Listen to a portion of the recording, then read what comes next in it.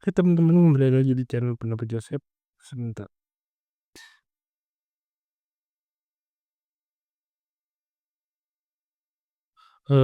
Hari ini review pertandingan Roma melawan Monza yang dimainkan di Olimpico Stadium, kandang dari Roma.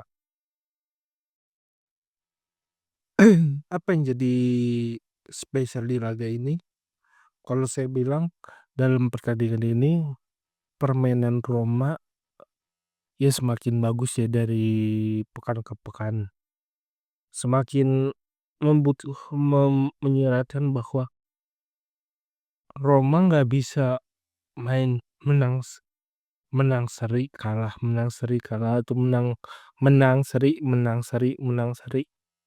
karena semakin banyak serinya atau semakin banyak kalahnya semakin hilang poin, semakin posisi semakin melorot di klasmen dan sistem ranking.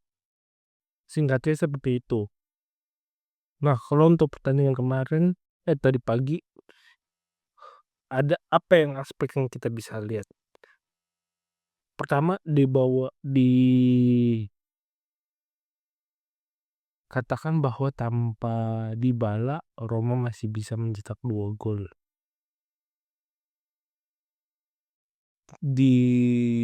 Tanpa adanya Leonardo Paredes, lini belakang Roma masih tetap aman. Meskipun kalau kita bisa mengkritiki ya lawan tim papan bawah Roma bisa menang tanpa Paredes ya itu suatu kewajaran, tapi juga lebih wajar lagi kalau kita lihat 2 pertandingan sebelumnya Paredes main hasilnya 1-0. Paredes nggak main Roma bisa berhasil 2-0 dengan perbandingan 2 tim ini, baik Parma melawan Venezia sama-sama dari gol 1-0, golnya 1. Jadi ada beberapa aspek yang harus kita presisi juga selain dari 3 kemenangan beruntun. Nah,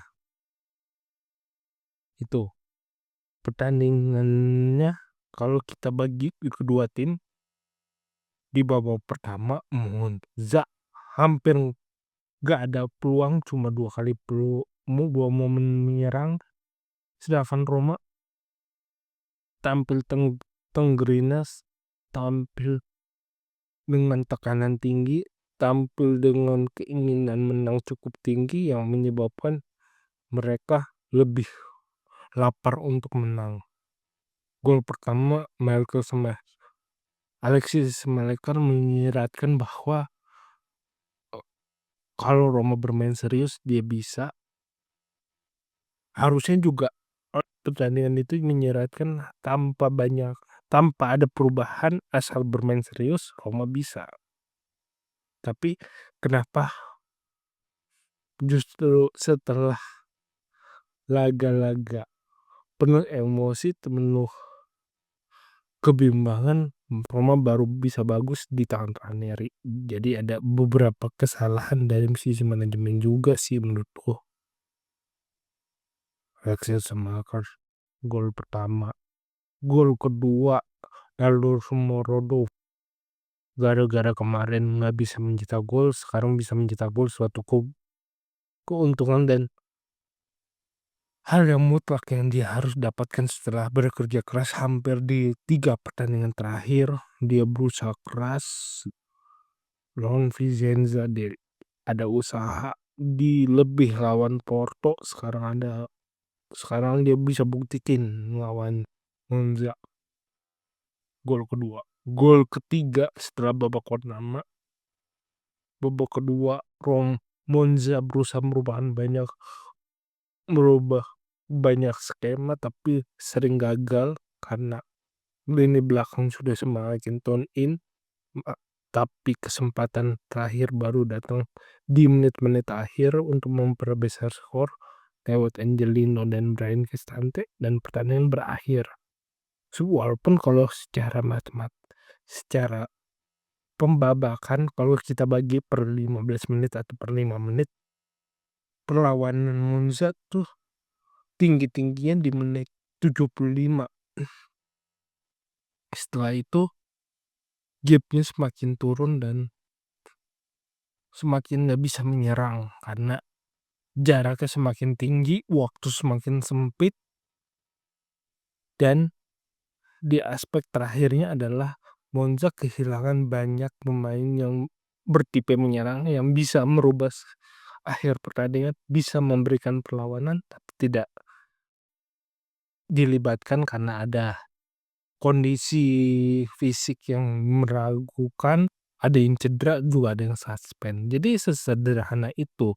Tetapi di balik kesederhanaan itu kita bisa melihat aspek Roma semakin meninggi, beberapa pemain diganti atau pemain dirubah posisinya bisa menimbulkan dimensi pertandingan berbeda, jadi makin banyak strategi personal yang bisa dilihat, semakin banyak kemungkinan Roma bermain lebih atraktif dan itu keuntungannya. Mungkin sekian dari saya, kurang lebih mohon maaf. Jika suka silahkan like video ini, support pendapat Joseph. Jika ada kritik saran tulis di komentar.